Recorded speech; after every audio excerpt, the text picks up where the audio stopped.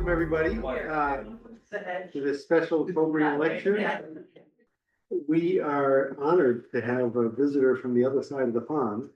Basak is a disciple of John Strang, who's done really great work, and she's worked both in basic science and in drug use, and she's got a PhD 7 years ago, and she is going to tell us some great stuff. So no further ado, thank you. Thank you so much. So it's a real honor to deliver this talk today. I'm really grateful to everyone who's organized. And today I'll be kind of going through our experimental overdose model work and then connecting to the feasibility and acceptability of wearable devices and overdose detection, prevention and response. And then I'll touch on some of the kind of future directions of our work as well. Okay, just a little bit of background. So I've been working in this field for 15 years or so. And just to add here that we collaborate with various different folks and organizations, and the Society for the Study of Addiction travel scholarship enabled me to come visit you guys here in the US. So I want to make sure that that's mentioned. Okay, so I'm based in King's College London and in the National Addiction Centre, and I'll just give you a little bit of a idea of what we do. We kind of span a really wide array of disciplines, from qualitative research to experimental medicine, clinical trials and policy. This kind of lets us connect our lab findings to real world impact. And for today's talk, this is the outline. So I'm going to start from the background, going into a little bit of the mechanisms that will help kind of shape what I'm going to be going into. And it's going to be some physiology involved, which I'm sure maybe you guys are all aware, but make sure we're all speaking the same language. So I'm going to do a bit of background on that, and then some of the technology landscape, and then going into our kind of controlled dosing in the lab and acceptability work. I'm going to talk about the problem really centered on the UK, because that's where I'm coming from. But just to add that whenever I talk about opioid overdose, I tend to give a background of the US crisis, because it's the kind of seemingly most notable. But we also do have a similar problem in the UK. So for the last 10 years, we've had sustained high mortality, a record high every year for the last 10 years. This is reflected in the kind of shifting drug markets as well, and polysubstance use. With Scotland, within the UK, has seen the steepest and highest deaths per million. I think it's only second to the US. And I think I don't need to dwell on anything more than that. Obviously, it's much steeper curves than this. So this gives us the kind of real context of why we are doing what we're doing. In terms of a quick refresher about what is the mechanism of opioid overdose. So what can we actually measure, and what does it look like? So opioids affect the brainstem, so the part of the brain that controls breathing. This slows down breathing, makes it more shallow. In some cases, can stop altogether. So this is called respiratory depression. It's basically the brain's breathing centers stop sending signals to the respiratory muscles and the drive to breathe. If this isn't corrected quickly, oxygen levels fall and the situation can become fatal. So the key, the key point is that wearables can't measure breathing or oxygen directly. So they rely on signals that act as proxies. So some devices can track chest or abdominal movement. Others use photoplasmography, which is that kind of optical sensor in wristwatches. And they try to infer breathing patterns. And the challenge is that none of these methods give a perfect read on respiration. So given obviously real world use adds even more complexity to that, movement artifacts, co-use of substances, the variability of different drug taking contexts. And this is why there are different types of wearables being tested to see which approaches or combinations can provide the most reliable picture of what's happening physiologically. And then, so this is a kind of a background to the technological advancements that we've been working on as well. So a little bit more on that. So what does the kind of technology look like for overdose detection? I'll give the kind of bigger picture before diving into our studies. So several groups, including here as well, have mapped this space over the past couple of years. Essentially, we have devices that can detect and notify. We have environmental sensors. We have phone-based coordination. And then emerging, it also is closed loop concepts. So this is really important to help shape where the evidence is and where there might be gaps. And I'm just going to kind of set the scene a little bit on what is available or nearly available. So it's a quick snapshot of what's out there in terms of overdose detection and response technologies. These are just examples. So my question to us is really, are these robust enough, fast enough, and acceptable enough to be used? That's the kind of key question that we have to ask ourselves. So we can see some examples are the wristwatch, the Empatica watch that I know is being tested in various different groups. We've focused a lot on the pneumowave chest sensor, which is the one here on the bottom left. There is the kind of phone-based supervision with and then with apps as well, like the Unity Philly app that connects people to first responders. There is public restroom radar. I know that there's lots of work being done to assess that as well. So beyond this as well, beyond detection, groups are also kind of exploring closed loop naloxone concepts, so wearable or even implantable triggers when breathing stops or slows. Obviously, this is very early stages and has so far been kind of preclinical work, I believe, but it's really worth watching as the field matures. And I think this is also where I must say that design is also really important for adoption. Things like discrete jewelry, textiles, smaller rechargeable batteries is something that keeps coming up in our qualitative work. So I want to hold that thought for when I get to the qualitative studies.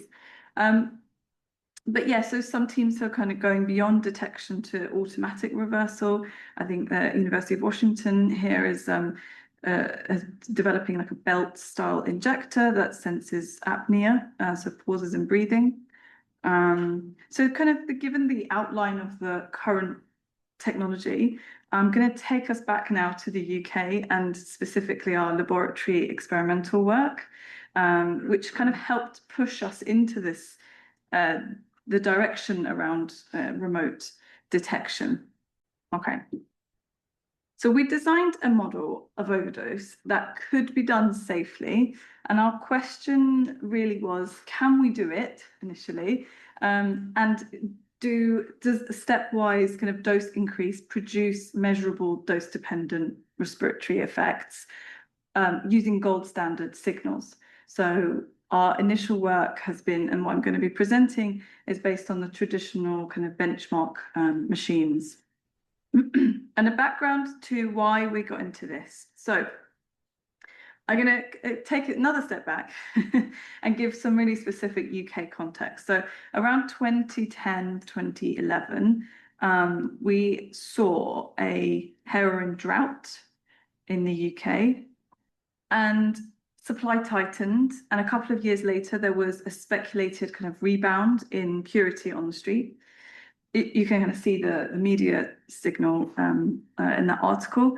And we also, here is a kind of clinical trace, which kind of shows a sharp drop in oxygen saturation after a prescribed dimorphine dose. I'm going to go into that.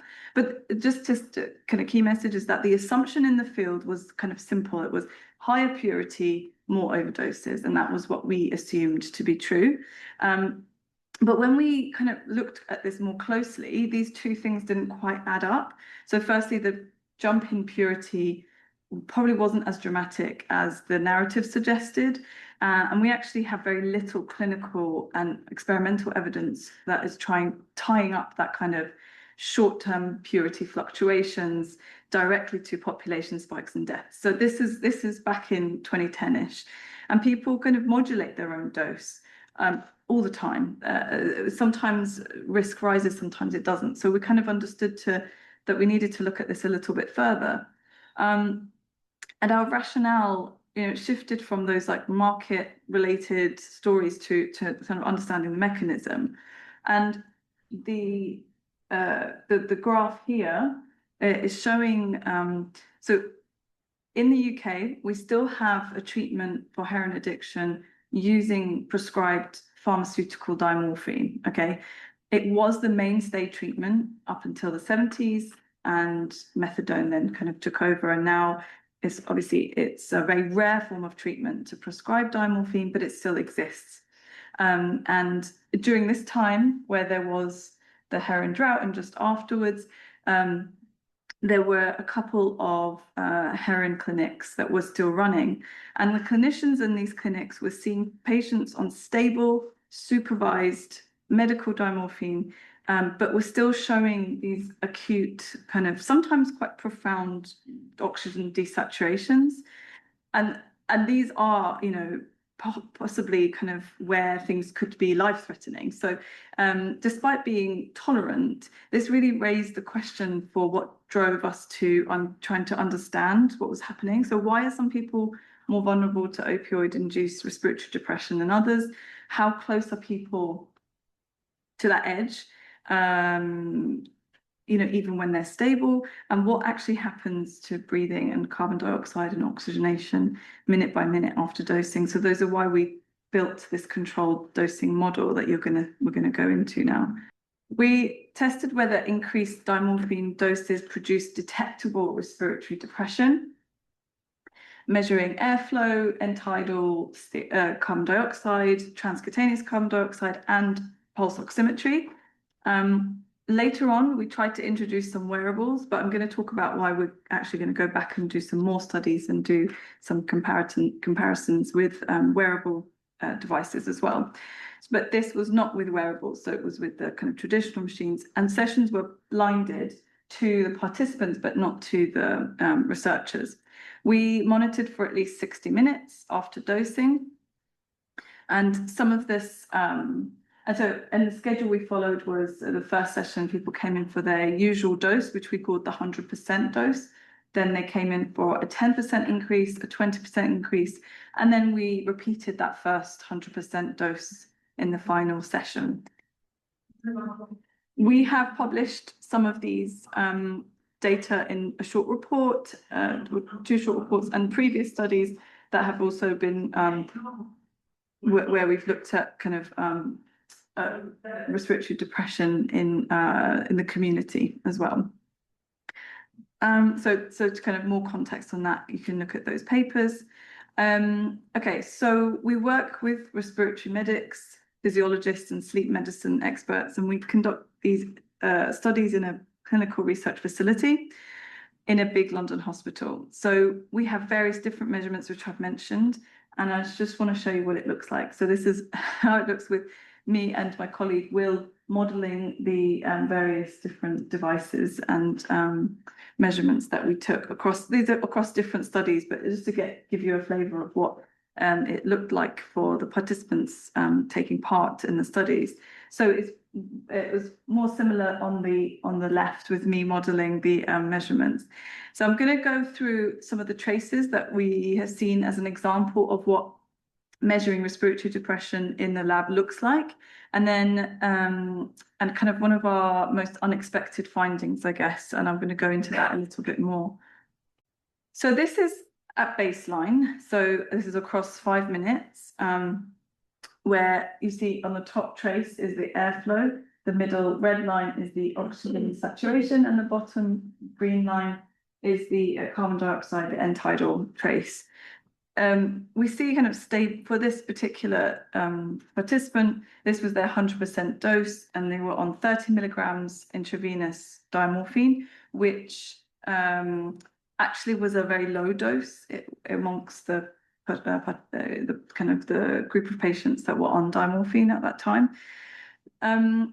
So really, this kind of illustrates the kind of a stable, a normal pattern that we would be expected to see. And this was just to kind of remind you, this was their normal dose. And then the next couple of slides, I'm going to show you what happened after their administration of their dose. So just keep an eye on the airflow and the oxygen saturation. Okay. So this is 5 to 10 minutes post heroin, intravenous heroin. So you can start to see that the post-dose windows, there's a lot of meaningful change here. So we can start to see changes in the carbon dioxide. I'm just trying to show here, look, these pauses in breathing, so the apnea start to really are quite prolonged and become quite frequent. Actually, we can see quite a distinct waxing and waning pattern of the flow breathing. And to us, it looked like sleep disordered breathing patterns. They're probably most likely opioid-induced breathing patterns, but maybe this is also an expected response. But it's interesting to see this in a normal dose and a relatively low one, like I said, for this population. So this was striking to us, actually. And I kind of want to just zoom in on this a little bit more, because these pauses that I highlighted were very long, and it made the clinicians in the room very, very nervous, as you can well imagine. And it kind of, this is a textbook maybe response of the pause and then an increase in carbon dioxide. And then the peripheral oxygen saturation, desaturation as well. And then this kind of re-stimulates ventilation, which is what we would expect to see. But these pauses were 56 seconds long, 47 seconds long.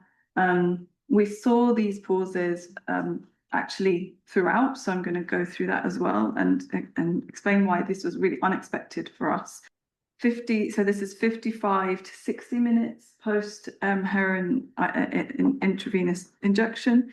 What was kind of unexpected is that these pauses continued beyond that 45-minute period, and the half-life of diamorphine is about 15 to 20 minutes. So this is why we started to look at apneic episodes a lot more, because we couldn't really understand how this was just an occurrence that was happening. And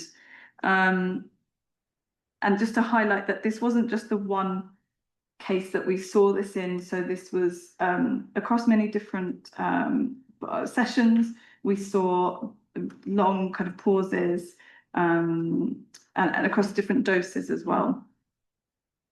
So in terms of should we be seeing this essentially? Should we be seeing these pauses after an intravenous or even an intramuscular injection? And there were no pauses like this before in the baseline monitoring, and particularly in the case that I described to you. So this is a kind of an overall, there's a lot going on here, but this is across all the sessions. We considered certain criteria of respiratory depression. So we used a kind of mean of pulse oximetry below 96%.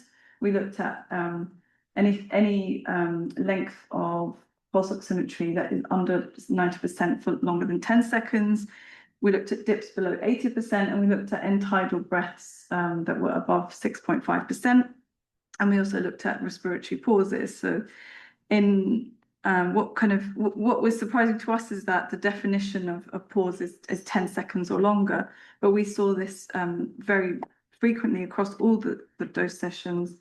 And we also saw a very high frequency of 20-second long pauses as well.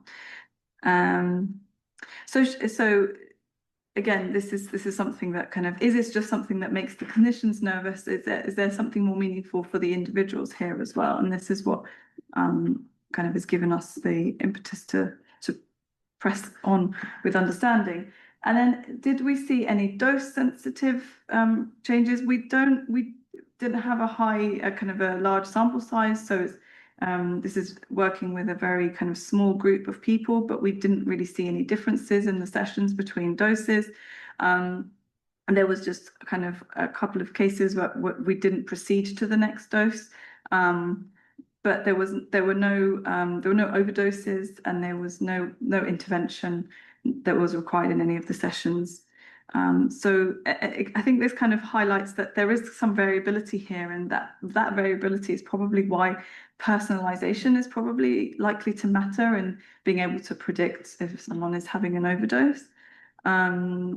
So moving on to just to summarize the hot treated findings in our overdose modeling work, we saw this kind of respiratory depressive responses at low and high doses, as well as with intravenous injections as well. So is this just kind of unpredictable? And I kind of, as I said at the beginning, how frequently or how much does this need to occur for there to be a fatal outcome? And perhaps this is where we need to frame it in the context of different overdose types. So, and this might be relevant to how you want to prevent it. So some overdose deaths are classic overdose deaths with the needle still in the arm. And it's quite kind of profound, really, to think that it's an instant, almost like an anaphylactic shock. And we call them catastrophic overdoses.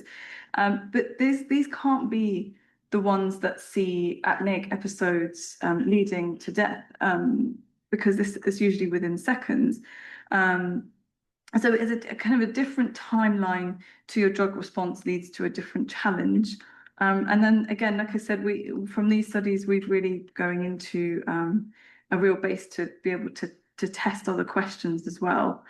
And also, we do have to ask whether this lab setting is really weird and how much of that has an impact on people. We did ask people about that after each session, or after they finish their kind of dosing sessions. This particular group were very used to using diamorphine in a clinical setting, so it didn't have any impact on them. But we would have to think about that if we looked at other groups. I'm going to now move on to where we've now taken some of this work, and now moving on to talking about the technology again. So back to the remote wearables and the detection devices. What we then started to do was start a parallel set of studies where we wanted to, as well as kind of understand from an observational perspective and feasibility perspective, do the wearable devices work in reality, in real settings, but at the same time, are they acceptable? So I'm going to show you now, go through some of the first acceptability study that we did. The main point here is that detection is only helpful if people actually wear the device. So I'm going to cover this, and this is, we ran the study really initially to understand people's key kind of barriers and facilitators might be of adoption among people who use opioids. So we conducted focus groups and interviews among people who use opioids or ex-users, and across different settings. And people had the opportunity to hold 5 of the devices, and then we kind of showed them conceptual information about a further 3 devices. We did a kind of thematic analysis using an inductive approach. So we really tried to stay kind of as device neutral as possible, and really just focused on the lived kind of practicality of these. So some people were in treatment, some people weren't. What we found is that everyone considered the concept of overdose detection technology acceptable. People were calling it life-saving, filling the gap in kind of unwitnessed events and unknown locations, and where there's low naloxone.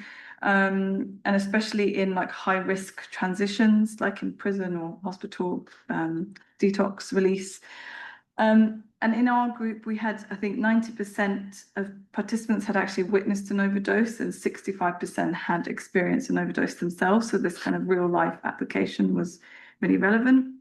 And we picked out 3 themes across these interviews and focus groups, where we looked at device specific and individual specific, and then or person specific, and then environmental specific. So the functional facilitators are those like easy wins that relate directly to the device features themselves and the functionalities. These were kind of broadly agreed and not really contradicted within like later themes. So broadly, people were kind of saying a device needs to be small, light, waterproof, and that would increase acceptability immediately. And then the kind of non-functional facilitators that came up were things that can't be resolved within the device itself. So accuracy. It was what we pulled out was that was probably one of the key factors, and it relates to both accuracy of the device to detect an overdose, but also more importantly, the accuracy of a device to differentiate between a high and an overdose.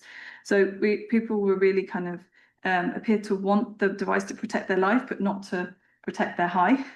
So that was a key one for us. And then trust was a very similar concept. There needs to be trust in the accuracy of the device, and also trust in terms of personal data storage, links to the police. We think this is probably unique to the addictions field and not present in any other similar areas around wearable tech in other diseases. So some of the collaborators that we worked through, in depression and epilepsy, they didn't see very similar findings in that regard around trust. So yes, so these were our key findings from the acceptability study. And I'm going to now go on to talking about our current studies, but we're testing the chest-worn sensor, pneumowave sensor. And we've looked at 2 different settings. So one is a safe injecting facility in Sydney, Australia, and another is a supported accommodation in London and in Scotland.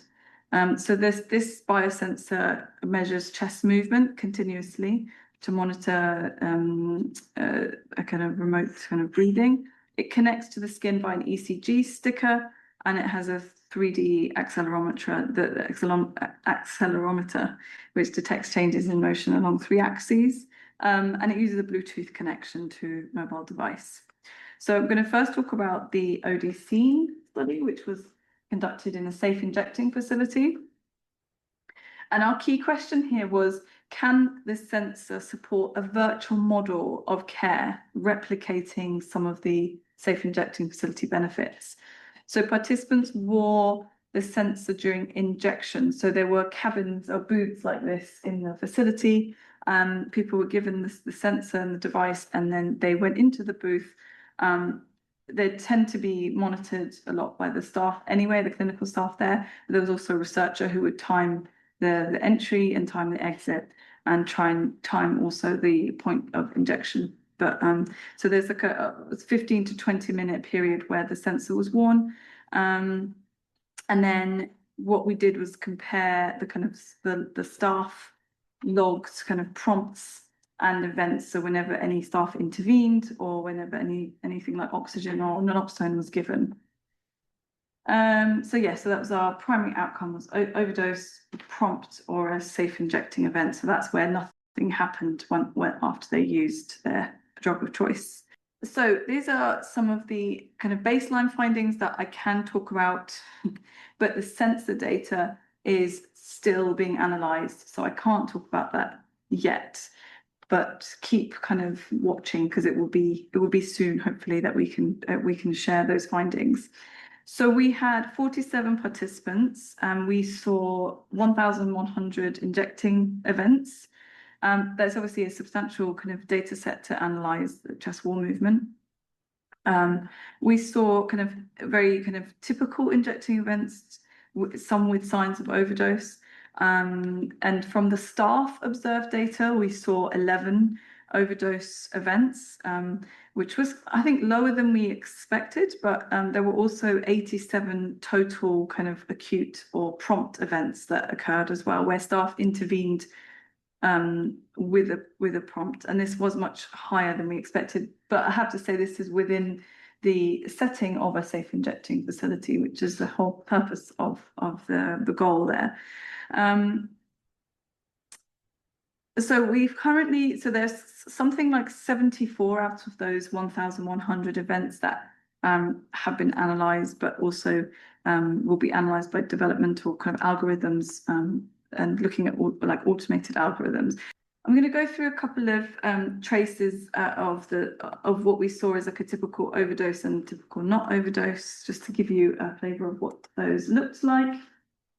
So here's a kind of non-event essentially. So this is where someone was injecting and then they actually injected again. So you can see that twice. And this is where there's like low or no chest wall movement periods that kind of resolved itself. So we see kind of, this is over the top traces over 50 minutes. So it's condensed. And then underneath is zoomed in on 1 minute, essentially. So after the first injection, there's minimal effect, and that's probably what led to the individual to inject again. And across the kind of waveform, we saw like brief periods of apnea and pauses, but no severe respiratory depression. This was labeled as a non-overdose event. So what did a overdose event look like? So let's go through that. We saw kind of reduced consciousness and repeated prompts here. And the chest wall kind of helps interpret the staff observations here. So in this case, the staff observed signs of overdose included like reduced consciousness and issued verbal prompts to revive the participants. So here the sensor detected prolonged pauses in chest wall movement, and the red markers kind of highlight these events as well. So is this potentially showing the sensor's ability to capture the respiratory depression patterns? Like I said, hopefully we'll be able to share those findings soon, but I can't for now. What I wanted to go through is now the next study, which is the one that's like we just about have finished data collection as of maybe even last week, I'm going to say. So this is in hostel settings across London and in Scotland. So we are the kind of London arm, and our colleagues in Dundee University have been doing the work in Scotland. And this is called the Rescue 2 study because there is a Rescue 1, and that was basically a study in a community setting where people were given the device to wear for 2 weeks at home. And very similarly, within the hostel setting, we basically gave the device for people to wear 24/7 over a kind of 8-month period, which, up to 8 months. So the real question here is about feasibility and acceptability. People wore the device. We encourage them to wear the device every day, but this is one of our findings is to see how much engagement there was. We also took on board any overdose events and staff observations. We looked at sensor management, so changing batteries, making sure the stickers were on, just things that where the user had to engage with the materials and the device themselves. And then we also looked at wear time, and that's what we're analysing currently. The Rescue 1 study, I must say, is reported separately by our Scottish colleagues. So if you're interested in that, I can probably send you findings from that. Just a little vignette that I can share with you as well. So this is one participant, and the image there is, as you think, it is a charred looking device, and there's a reason for that. So this particular person's 44-year-old and had been prescribed methadone, but was also using crack and heroin every day. And So they were actually, over the course of their time on the study, they were reported as missing twice. A fire broke out in their room, so they released toxic fumes. It melted their fridge, and it created this kind of film over the device as well. This is a kind of visible discoloration, but this was obviously this is rare. But I just wanted to use this to highlight the fact that despite this participant actually remained engaged with the study, and provided a lot of drug use events and entries, which we really just weren't expecting at all. So it kind of, I don't know, for us, it's really highlighted the fact that despite the chaotic kind of life events, there is kind of continued engagement, and these complexities are informing those design choices that that could be fed into how products kind of develop and things. But the other thing I just should say is, I mean, another thing that we maybe didn't include in our risk assessment of this study was there was a very high level of pests, cockroaches, bed bugs. And for that reason, we've also been delayed in data analysis because we've had to quarantine some of the devices. So that's something we're going to remember for next time. But acceptability is a really important work that also must continue at every step of development. So I think we have to kind of be really careful of being also constructive and critical of ourselves as well, and what might be the unintended consequences of wearable technology, and how can we as researchers and academics help address these issues. So those are things that we are questioning as well at the same time. So in terms of how these alert systems might work in the future, I kind of mentioned that detection is obviously half the story. Alerting systems must also fit the setting. So from our doing the hostel work, we've really just found that there might be differences in how they look in different settings. So for people who use alone, there might be a tiered approach, a kind of a self buzz, if you will, and then a buddy or a first responder or emergency services, depending on what the user chooses. And then it might be that that kind of balances the privacy with safety, which we're seeing is important to give people a choice. And the key point is that alerts must be context sensitive, so the same design won't work everywhere.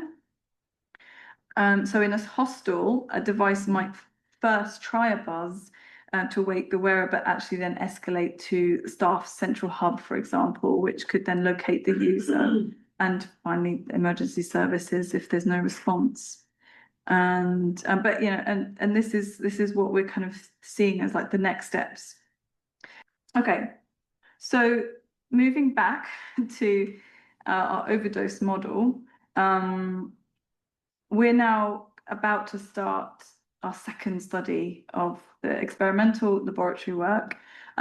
We're now actually going to be, so we're seeing it now as like we're doing parallel work. So acceptability of these devices, feasibility and observational studies in the real world settings, and additionally the experimental kind of underlying physiology, what's going on from the physiology to the real world is where we're kind of heading towards. So in our next overdose model study, we're going to be seeking people who are not in treatment and who are using street heroin. And they'll come in for around 6 sessions, and we'll start off on a very low dose of diamorphine. So we are in the recruitment stage for that. So watch this space. And so in addition to our laboratory model, which should be here, not earlier, anyway, you get the picture. We're also doing maybe some peculiarly interesting work looking at injecting movements. So we've been thinking about different ways that we could utilize these maybe different types of sensors, but alongside all that other work, we've explored whether we can spot injecting events from what we're calling motion signatures. So this is like possibly a distinct movement pattern that happens during an injection.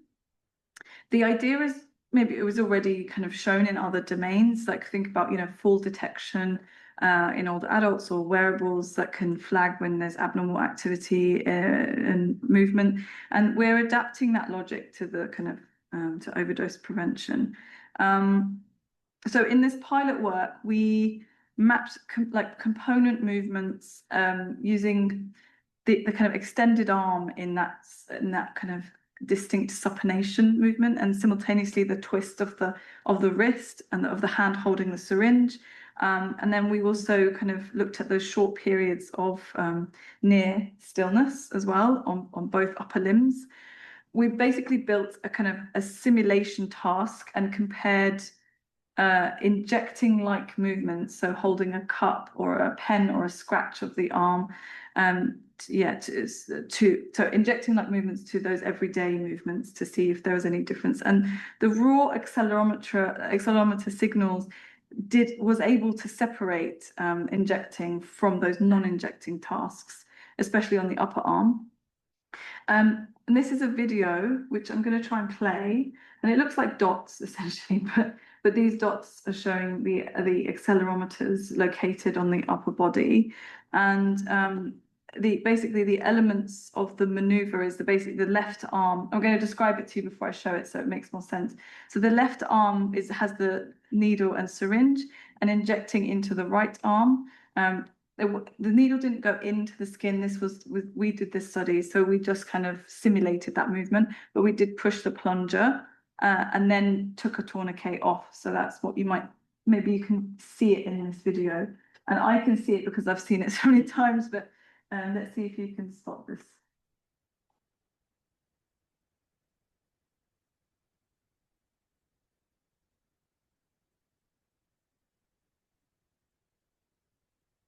This is the pushing the plunger.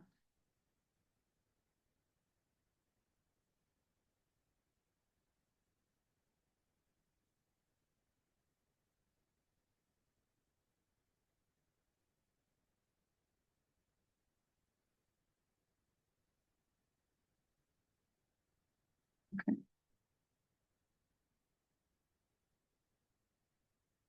That's it. So there are many different lines of exploration here, and we're hoping to operationalize this among healthy volunteers and also among people who inject drugs to test whether we can learn personalized motion signatures more reliably. And yeah, I mean, this could go even further into what there's many different kind of potential avenues that we could explore. Obviously, there are lots of caveats here as well. Okay, so I'm nearing the end of my talk now, but essentially we are keeping testing. We're going to keep testing the alert systems, refining potential predictive algorithms, and we're going to keep co-designing with users and providers as well. This has been a real integral part of the studies that we've been doing. We need to continue acceptability work and expand to all of society, and ensure that we as academics can make sure this technology will only ever be used constructively. So I'm going to stop there and say thank you so much, and thanks again to the SSA for being able to let me travel here and see you guys. But this is all a collective work, so thanks to everyone here as well. So thank you. I was supposed to say this is funded by the Galkin Family Fund. And Arnold Galkin unfortunately passed away in 2012, but he was a benefactor and gave the Miriam Hospital a funding in the name of his son, Paul Galkin, who died of rapidly advancing malignancy. But we have got some very distinguished Galkin lectures that are now among. And again, the COBRE on opioids and overdose is sponsoring this as well. Questions? You up for questions? So yeah. So with these safe injection sites that you mentioned, do they have a certain number of booths? So there's only a limited number of people that are injecting at the same time? Yes, they do. So they can control when something happens. Yeah, exactly. It's a manageable number.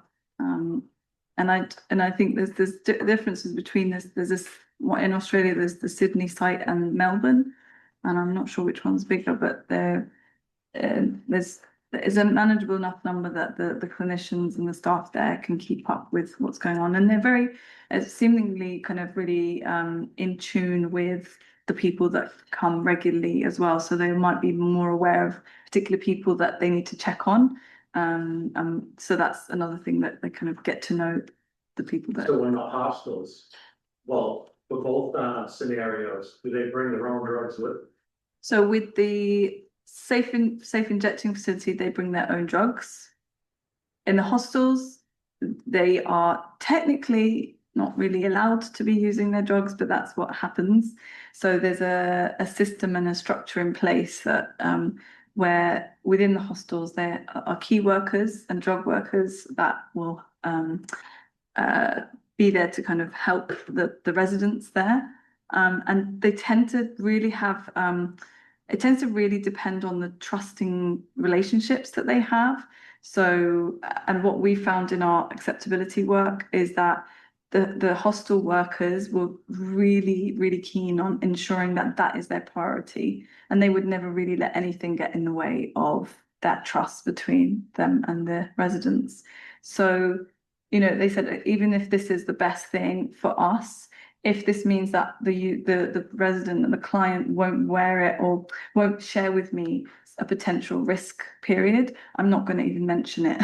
So they were really clear about that, and that was like we saw slight differences in between hostels, which was one of our limitations actually, because I think that there are differences in how hostels run it. So it was quite interesting to see that. Yeah. So in the hospital, you know, you're going into a hospital that's drug use friendly, Yeah. and then everyone would get one of the wearables. Yes, everyone who's consenting would wear the wearable 24/7, and then they would get a voucher every week, as long as they show that they're wearing it. Again, another lesson that we learned is that we didn't specify a minimum period, so people were kind of sometimes wearing it just before they knew we were coming and then taking it off. But that is, yeah, essentially. So all your research is with a wearable, or no, there's no other devices in the room? In the Everybody hostel? is. Oh yeah, do you mean in terms of did we bring any of our lab work to the hostel? Well, even with the lab stuff, Yeah. you were focusing on wearables. That's the technology. Yeah, well, the lab work is more of the mechanistic aspects of overdose, and it is now also become a model that we can use to test things like wearables and test questions that are commonly pertinent in our field. So what we'd like to do in the future is be able to look at co-use of other depressant drugs, so benzodiazepines, for example, with opiates. We would really like to be able to look at that in our overdose model. So it's essentially we're kind of running those in parallel, but they're very kind of linked to each other, if that makes sense. Yeah. There's a third study site, which is the people who are on treatment with heroin, basically. Yeah. So that's, and I don't know, is that like a separate unit people come into, or they inject themselves, the nurses inject them? How does that work? With the dimorphine. Yeah. Yeah, it's unfortunately it's very, very few people now, and there aren't any clinics in England. There is now one in Glasgow in Scotland that's just opened. But we have very, very few people who have take-home dimorphine doses now. But in how it worked with the clinics, yes, people would come in every day. They would be seen by they would have their dose, they would take their dose, they would be given the dimorphine and they would inject themselves within the clinic. And they would have access to lots of other aspects as well. I have a question about those folks. And so the Attic episode that you were noting kind of across the board, what was their level of alertness? Does everyone fall asleep? They were nodding or having conversations? I don't want to downplay this because this might just have been the group that we studied, but there was really nothing of note. There were some people who were reading in newspaper and then just not breathing. And we were trying to kind of, balance that. It's a real grey area. You don't want to intervene because if you do, then there's, that can actually stimulate the respiratory drive. So we were holding on as much as possible, but at the same time being like, how far is this going to go with some of those? I think there was one incident where the participant did seem a little bit more drowsy and then asked us if they could close their eyes. And I thought the fact that they could actually ask that was an indication that there was nothing to worry about. Yeah. Sure. Thank you so much for this presentation, and I have a follow-up question to Seth. Was there a lot of variability in sort of this in the apnea that happened? There's times of not breathing for the participants, and were there some participants who just really didn't have that at all? Everyone had the apnea. Everybody, yeah. Okay. Some had maybe they were all considerably high, in my opinion. All were over 20 seconds long, at least. Obviously, some had the 60-second long wasn't just one off. It was like across different participants and sessions as well. But yeah, it was all across the board. How many of you have played with a pulse oximeter and just put it on and held your breath to see how low it could go? Have you ever done that? Yeah, we've done that. You've done it. So what did you find? So now we know what you do for Yeah. One weirdo. Is there one under every chair? Yeah. So I was really impressed by the fact that I can hold my breath for, a minute. And, started out at 99 and went to 98 and then went back to 99. And at the end of a minute, it's like maybe 97 and I'm like gasping, like, but when I see someone like those dropping below, to low 90s and below 90, it is like, those people are. Yeah. Now, there are people with, lung disease that live and that they're anaerobes. They live in that. Is that what you found? Yeah, everyone, I think there were there was like 3/4 did have lung disease or didn't, weren't, I think 1 or 2 weren't aware of it or something. So there's obviously a huge aspect of COPD presence in this group. And because they were older and I think there was something like average of 40 to 50 years of injecting drug use, but also all smoking cigarettes as well. So no, and then, On those chassis. But yeah, the holding breath thing, I did used to kind of ask people to hold their breath for as long as the longest pause, but I don't know why I stopped doing that. But that was, that's holding your breath consciously. So imagine if, it is a kind of interesting thing. And I can't hold my breath for longer than like 20 seconds. I don't know if that makes me like unhealthy or something, but it's really hard to do. Yeah. Yeah, quick one. Yeah, Yeah. go ahead. In the public, where are the overdoses occurring? Like bathrooms, people's cars, like out on the street? Yeah, in the UK, it's in people's homes. I think that might be the same here as well. I'm not sure, but It's the distinction between the fatal overdoses and the non-fatal. The fatal ones are much more likely to people when they're alone. yeah. Particularly nowadays where there's a lot more naloxone out there. So that, a lot of overdoses, rescued overdoses, they don't come into the system. Used to be you'd always call 911, but now people like, the ambulance gets there and like, okay, I'm fine. I don't want to go sit in the emergency room for 4 hours and coming up, I'm good. So now people don't even call 911, they give them the Narcan. But yeah. Yeah. But so the non-fatal occur when there's other people. The fatal ones, when there's nobody there. And I do want to point out that, when you're in a safe consumption site, and we have one, the only legalized state sanctioned site in the country. which has an executive order with a bullseye on it, headed right at us. But the experience is very different. Like people are sitting there, they're kind of using, and sometimes they're socializing. And then they, kind of go out and the staff is there, they're right there. So often they'll just start oxygen and they'll wait a little longer, and then maybe they'll give a little bit of naloxone and, change their position, make, and they kind of manage it. And then after a while, the patient wakes up and they're like, dude, you just went out. Mm. You kidding me? I'm fine. You were blue. No, I'm fine. It was nothing. Whereas on the street, an unwitnessed, or somebody gets there, you don't know how long they've been down. They get the full dose of naloxone and they wake up, and then they feel absolutely miserable because they're you've just precipitated acute withdrawal, and they are very unhappy. They're vomiting. They're about as miserable as you can be.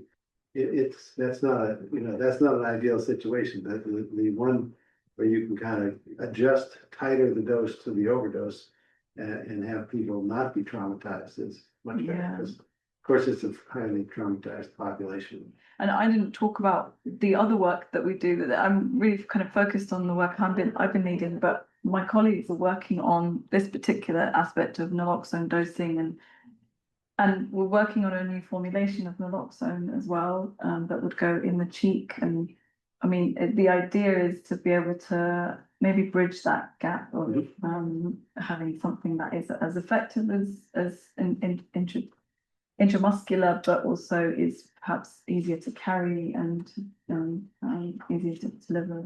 So yeah, there's a lot of other work being done in this area as well. Yeah. Great. That's a big crowd. Yeah. Yeah. So it was really nice hearing your presentation today, and I know we talked a little bit yesterday. Yeah. I'm curious about, this question of like sensitivity and really like, how that relates to what types of devices we need, because it seems like everybody's having respiratory kinds of events of sorts. And so what are the respiratory events that help us to discriminate between an overdose and just use? Yeah. And is your group doing work to try to better pinpoint that, recognizing that's a little more risky, right? Because you have to get people closer to that dose to be able to capture that. Definitely. I mean, that's like the multi-million-dollar question is really like, we don't have an answer for that. It's something that we still, I mean, I think we haven't maybe like from the work that we've been doing a little bit more of an idea of what not to look for, perhaps. Like we definitely can't be looking at 10-second apneas because that's everywhere. So it's clearly not, we have to kind of be able to, we have some form of discrimination we can do, but in terms of preventing false positives, I don't know how close we are to that yet. That's the next step in testing an alert system that is going to have to require a lot of trust in those first studies, and for the staff who are involved, if we do it in a kind of hostile setting, for them to also trust that they're not going to get into trouble if something goes wrong. That is a really like a whole like a multifaceted kind of approach that we need to really get to the understanding. And in terms of, this is why we want to continue the experimental work, because that is also another avenue we can look at the mechanisms, and we want to keep doing it across lots of different groups of people, because it might have been that this group were just particularly chronically affected by opiates for having used for so long. So does it look the same for someone who's not as using us for as long in their career, in the drug use career? So yeah, those are main questions for us as well. But we think that the apneas tell us maybe more depth and more, than other signals. But I'm not certain on that. But the other thing is about practicality. Like I think end tidal and CO2 and carbon dioxide is probably the most reliable indicator, but there really isn't anything practically like a remote version of that doesn't exist, and it's, you know, it's not possible for people to walk around with big machines, so, yeah. No, thank you so much. Thank you.